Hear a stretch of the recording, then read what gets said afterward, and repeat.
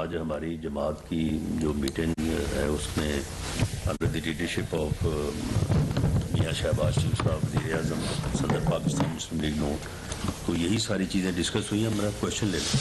اچھا رانا صاحب یہ بتائیے گا کہ جیسے سعد بھائی آپ نے بتایا کہ اب صورتحال یہ ہے کہ اگر عمران خان یا تحریک انصاف کی جانب سے رابطہ ہوتا ہے تو کیا آپ ان کے ساتھ ٹیبل پر بیٹھنے کے لیے تیار ہو گئے ہیں؟ یہ سمجھا جائے کہ نون لیگ اور پی ڈی ایم کی جماعتیں جو ہیں اگر وہاں سے سیریس بات آتی ہے یا سیریس کو بیٹھنے کی بات ہوتی ہے تو کیا بیٹھ جائیں گے آپ ان کے ساتھ؟ دیکھیں یہ بات خواجہ صاحب نے بڑا کیٹیگوریکلی اس کا جواب دیا ہے کہ ہم سیاستدان ہیں اور سیاستدان جو ہے وہ کبھی بھی جو ہے وہ مذاکرات سے کبھی بھی بیٹھنے سے انکاری نہیں ہوتے. یہ بہت ایسا سیاستدان اس ملک پہ مسلط ہوا ہے، بدقسمتی ہے اس ملک اور اس قوم کی، کہ جس نے جس طرح سے بتایا گیا کہ 4.25 سال اپوزیشن کے ساتھ اس نے ہاتھ تک نہیں ملایا.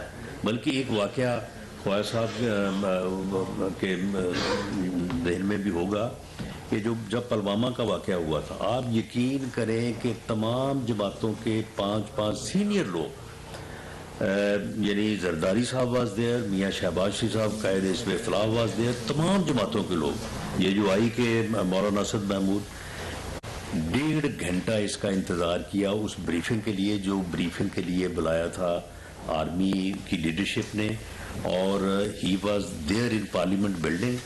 اور آرمی چیف اس وقت جو فارمر آرمی چیف یا اپنا قمر جاوید باجوہ صاحب تھے، وہ اس کی منت کرتے رہے کہ بھئی ساری اپوزیشن آگے بیٹھی ہے، یہ بریفنگ جو ہے وہ آپ کی صدارت میں ہونی ہے، ہم نے بریف کرنا ہے، یہ قومی یکجہتی کا میسج جائے گا پوری دنیا میں، تو آپ مہربانی کریں آپ چلیں. پھر کہا کہ نو، میں نہیں جاؤں گا، میں ان کے ساتھ نہیں بیٹھ سکتا. تو یہ اس کا رویہ رہا ہے. تو اس کے باوجود ہماری طرف سے یہ کہنا کہ یہ دھمکی امیز جو ہے نا وہ ہمیں جو ہے وہ مذاکرات کی آفر نہ کرے. اس نے دھمکیاں دے کے دیکھ لی ہے، یہ اسٹیبلشمنٹ سے دھمکیاں دے کے، ان کو بلیک میل کر کے، ان کو گالیاں دے کے ان سے الیکشن کی ڈیٹ لینا چاہتا تھا، نہیں لے سکا. اگر یہ انہی طور طریقوں سے ہم سے چاہتا ہے کہ مذاکرات کر کے کوئی ڈیٹ لے تو نہیں لے سکے گا. یہ جو ایک سیاسی طریقہ ہے اس کے مطابق یہ آئے اور وہ معاملہ جو ہے وہ ہم پی ڈی ایم میں لے کے جائیں گے، اور پی ڈی ایم جو فیصلہ کرے گا اس کے مطابق جو ہے وہ ٹھیک ہے. اونٹ پہاڑ کے نیچے آ گیا، وہ کیسے سیاسی طور پہ آئے؟ نہیں، یہ اونٹ نہیں پہاڑ کے نیچے آیا. یہ مثال اگر آپ نے دینی ہے تو وہ مثال وہ بنتی ہے کہ وہ مراسی کا منڈا چڑھ گیا نا کوٹھے تے، تو وہ کہنے لگا میں لگنا چھال مار، وہ دی ماں پیو بہن بھرا منتاں کر کے نہ تو نیچے آ جا. انہوں نے کہا نہیں میں تو چھال مار دی. کوئی آدمی وہاں سے گزرا تھا، اس نے ان سب کو ایک سائڈ میں کہا مارو چھال. تو اس نے کہا یہ ہمارے گھر کی بات ہے تو آپ بیچ میں کیوں دخل دے رہے ہیں؟ تو معاملہ یہ ہے کہ یہ جو اس نے 2014 سے ہر بات میں دھمکی، میں آ رہا ہوں، میں یہ کر دوں گا، میں اسلام آباد بند کر دوں گا، میں آپ کو چھپنے کے لیے جگہ نہیں دوں گا، میں یہ کر دوں گا، میں وہ کر دوں گا. یہ یعنی بالعموم 2014 سے اور بالخصوص 25 مئی 2022 سے یہ اسی کام پہ وہ لگا ہوا ہے. اب ہم بھی اس بات پہ ہیں کہ تم نے جو چھلانگ نکالی ہیں لگاؤ.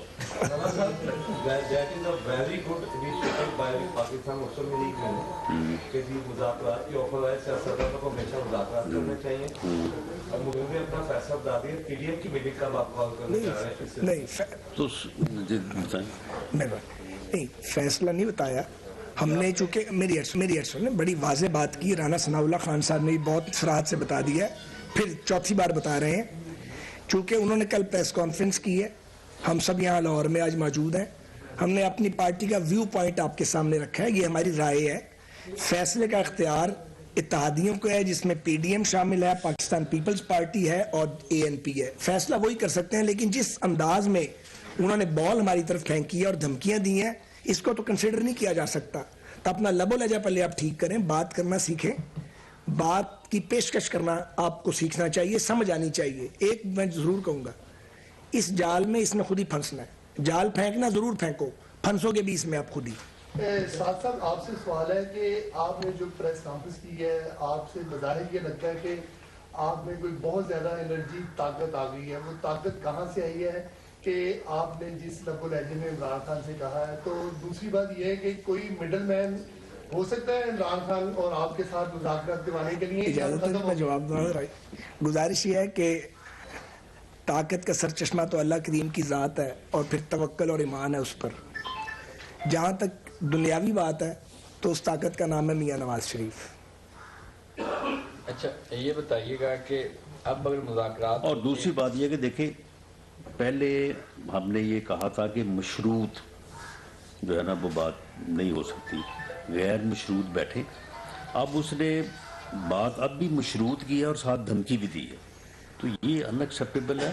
باقی مذاکرات کے لیے وہ جس طرح سے فواد صاحب نے کہا ہے وہ آفر کرے تو پی ایم ایل این کا بھی اور باقی اتحادی باتوں میں سب کے مشورے سے بات ہونی ہے نا, کہ ہم نے کو اکیلے تو نہیں کرنی. نہیں وہ سن لے نا, نہیں تیسری قوت جو ہے اسے 6 مہینے سے یہ گالیاں دے رہا ہے, بلیک میل کر رہا ہے, یہی کہہ رہا ہے نا کہ آپ آگے آئیں اور بیچ میں پڑیں اور ہمیں الیکشن کی ڈیٹ لے کے دیں, یہ ان سے کہتا رہا ہے نا.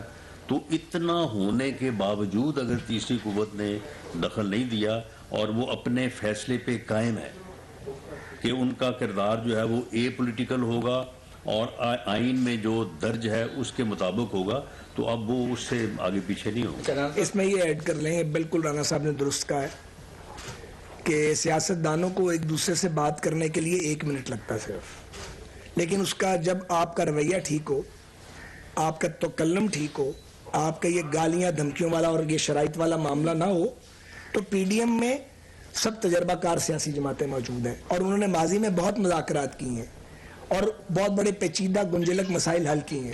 تو اس میں کسی تیسرے کے مداخلت کی الحمدللہ ضرورت نہیں ہے, ہم یہ کر سکتے ہیں. کہ آپ اس سفر کو انجوائے کر رہے ہیں, سوچ تو نہیں رہے. آپ سمجھتے ہیں کہ عمران خان کی جو سیاست ہے اس میں تھوڑی سی سنجیدگی آئی کہ اسلام آباد کے اندر کڑائی سے باز آ گئے اور اس کے بعد اب پیشکش جو مذاکرات کی, آپ سمجھتے ہیں کہ یہ سنجیدہ انہوں نے؟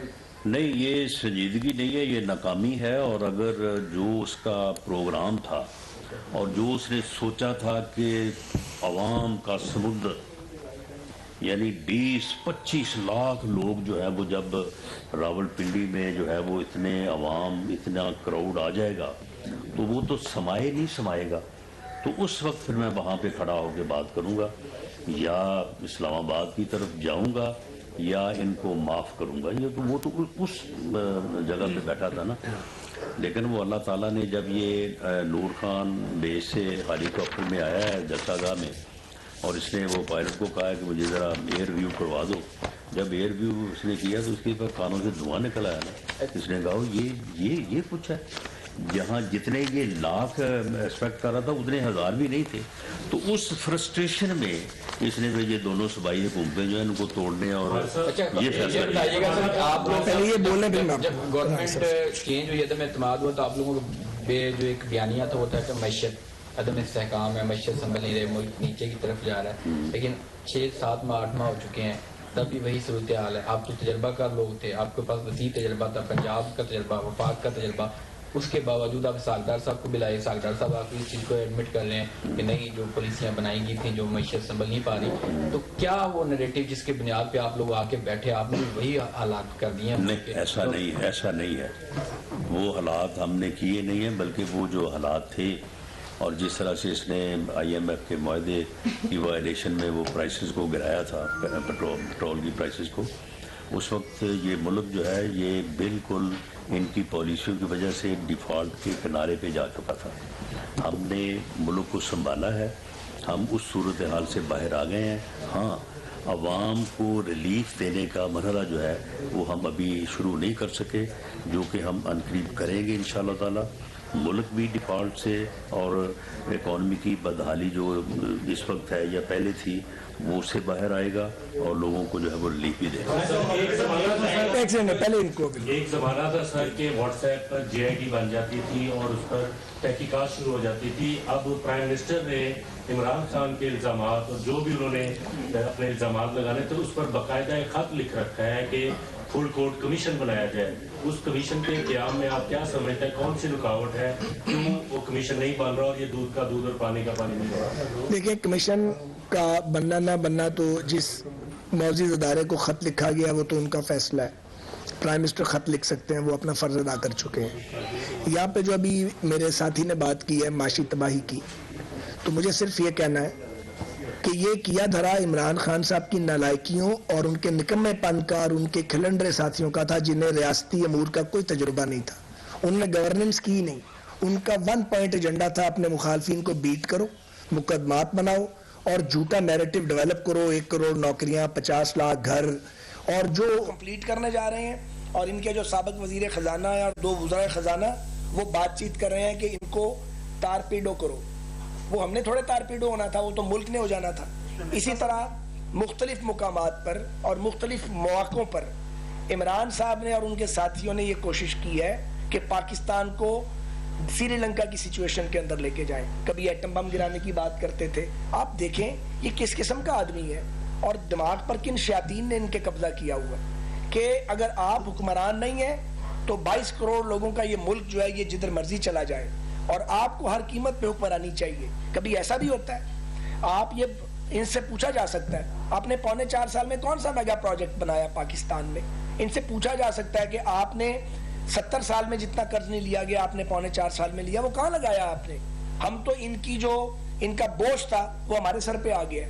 हम भाग सकते थे, हम पहले भी ये बताते रहे हैं, रिपीट कर देते हैं। हम चाहते तो एक मौका कि हम निकल जाते और IMF की डील होती ना होती, केयर टेकर भुगतते, लेकिन भाग के किधर जाएं? ये हमारा मुल्क है, हमारी कब्रें बुजुर्गों की यहाँ हैं, यही हमने दफन होना है। हम पाकिस्तान को इस तरह तनहा छोड़ जाते? हम संजीदा लोग हैं, सारी जिंदगियां लगाई हैं इस काम में। हमने 22 साल आवारागर्दी नहीं की जिस तरह इसने की है। हमने तो 5-5 दहाइयों का सफर हमारा, बाज लोगों का प्री पार्टीशन सफर है। ये मुल्क बनाया हमारे बुजुर्गों ने, यहाँ मार्शल लॉ को भगाया इस मुल्क से, सारी जवानियां दी हैं, जेलों के अंदर हम गए हैं। कौन सी चोरी की हमने? वो चोरी साबित क्यों नहीं हुई? इसके दौर में साबित क्यों नहीं हुई जब ये और इसके सारे सहूलतकार ताकत में थे? तो ये झूठ कितना बोलेंगे? और झूठ इनका जो है वो चूरा नब नहीं बिकना। इसलिए हम ये कहते हैं आप संजीदगी इख्तियार करें। ये 22 करोड़ का मुल्क है, इसे एक बदकिस्मत मुल्क ना बनने दें। पाकिस्तान के मसाइल बहुत शदीद हैं, बड़े डीप रूटेड हैं। एक एक अदारा चलाना मुश्किल हुआ है। ये हमारी टांगें खींचने का धंधा करते हैं इन्हें, और कोई दूसरा काम नहीं है। अच्छा। और ये इलेक्शन आप बताएं, अर्ली इलेक्शन करवा दें जी, अर्ली इलेक्शन करवा दें तो हम तो गद्दार हैं आपकी नज़र में, हम तो इम्पोर्टेड हुकूमत है आपकी नज़र में, हम तो चोर भी हैं आपकी नज़र में। आप अब चोरों और गद्दारों से बात करेंगे? और जो नैरेटिव झूठा आपने साइफर का बनाया था, जो बिल्कुल जिसके परखचे उड़ गए हैं, आप वहां से पीछे हटने को तैयार हैं? जैसे 35 पेंचर्स पे कई साल आप बोलते रहे और एक दिन मुंह से निकल गया कि वो तो मेरा सियासी बयान था। इनके लिए सियासत खेल तमाशा है, हमारा पैशन है। ये अपने इक़्तिदार के लिए ये सारा कुछ करते हैं, हम इसे जहाज समझ के करते हैं। बहुत फर्क है हमारी और इनकी सोच में। ये बात तो ठीक होगी, लेकिन जो नंबर्स हैं वो इकोनॉमिक के वो बड़े खराब है। आपके रिजर्व्स हैं वो भी पूरी तरह गिर रहे हैं और आगे आपको कोई फ्यूचर प्लान भी नजर नहीं आ रहा कि आप उन रिजर्व्स को कैसे बढ़ाएंगे। कोई ऐसी सिचुएशन नजर नहीं आ रही, डॉलर रेट कंट्रोल भी नहीं आ रहा और आपका जो एक्सचेंज रेट है डॉलर का वो बड़ी बुरी तरह बढ़ चुका है। इंटरनेशनली आपको कहीं से डॉलर नहीं मिल रहा है ओपन मार्केट के अंदर। सारी चीजें आपका प्लान क्या है? ये माशी प्लान तो आपको सबसे बेहतर डॉक्टर साहब बता सकते हैं, और वो बार बार बात करते हैं और बात करते रहते हैं। और उन्होंने कह दिया है कि IMF के लिए वो तैयार है। अभी $1 अरब के सकूक की पेमेंट हुई है और उन्होंने कहा कि पाकिस्तान, उनकी ये पॉलिसी स्टेटमेंट है कि डिफ़ॉल्ट में नहीं जा रहा है। लेकिन जो मुल्क डिफ़ॉल्ट तकरीबन होने वाला हो या हो चुका हो, उसको वहाँ से पुल बैक करके वापस लाना और खुशहाली के रास्ते पे चलाना, ये चंद माह का काम नहीं है। इसके लिए पॉलिटिकल स्टेबिलिटी चाहिए और इमरान यही चाहता है कि पॉलिटिकल स्टेबिलिटी ना है। बहुत बहुत शुक्रिया।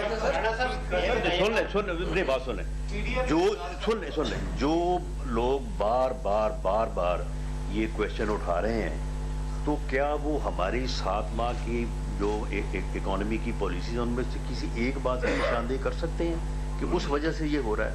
ये तो पिछले यानी पूरे 4 साल से जो है ये मौशी तबाही जो है वो शुरू हुई है, जिसे हम रोकने की कोशिश कर रहे हैं। That's all. अच्छा भाई साहब एक साबिक अफसर ने इतराफ किया है कि उन्होंने कानून, इसके बाद आपका लास्ट एक साबिक अफसर ने इतराफ किया है कि उन्होंने आईने पाकिस्तान के खिलाफ, क्या वफाकी हुकूमत उनके खिलाफ, किसने इतराफ किया? जनरल कमर जावेद बाजवा साहब ने रिटायरमेंट से पहले उन्होंने कहा था कि हमने कानून तोड़ा, आइंदा नहीं तोड़ेगा, हमने आईने पाकिस्तान के खिलाफ किया है, लेकिन आइंदा हम नहीं करेंगे। वफाकी हुकूमत को इरादा रखती है कि उनके खिलाफ कार्रवाई की जाए? वफाकी हुकूमत एक ही इरादा रखती है कि पाकिस्तान को स्टेबलाइज कैसे करना है, बजाय इसके कि हम गड़े मुर्दे उखाड़ें और एक नई बात सुने जनाब, हमें बोलने देना, सवाल आपने करना, जवाब हमने देना। बजाय इसके कि गड़े मुर्दे उखाड़ें, बजाय इसके कि एक दूसरे के गिरेबान फाड़ें, हम पाकिस्तान को आगे लेके जाना चाहते हैं। एक बात राना साहब ने की है, उसमें थोड़ा इजाफा कर लें। 4 साल की बर्बादी इसकी है, और बर्बादी उस दिन शुरू हुई थी जिस दिन नवाज शरीफ साहब को गैर कानूनी और गैर आईनी तौर पे साजिश के जरिए एक मुंतखब हुकूमत को उखाड़ा गया था। सो ये 5 साल की तबाही है, क्योंकि जब आप एक मुंतखब हुकूमत के पांव उखाड़ देंगे, उनके सुप्रीम लीडर को डिस्क्वालीफाई करेंगे इलीगली, और आप उस हुकूमत को चलने नहीं देंगे, और ये उस साजिश का पूरा पे पैकेज था। ये वो साजिश है जो पाकिस्तान में 2010 में प्रोजेक्ट इमरान की शक्ल में लॉन्च की गई थी, और जिसका खात्मा अब करीब है। बहुत शुक्रिया। सर, ये बताइएगा कि आपके नैब में आप आमदन से ज्यादा असासा केस बनता रहा है, शिवाज शरीफ को बना, इनको भी बनता रहा है, जनरल बाजवा को भी आमदन से ज्यादा असासे तो नहीं यार।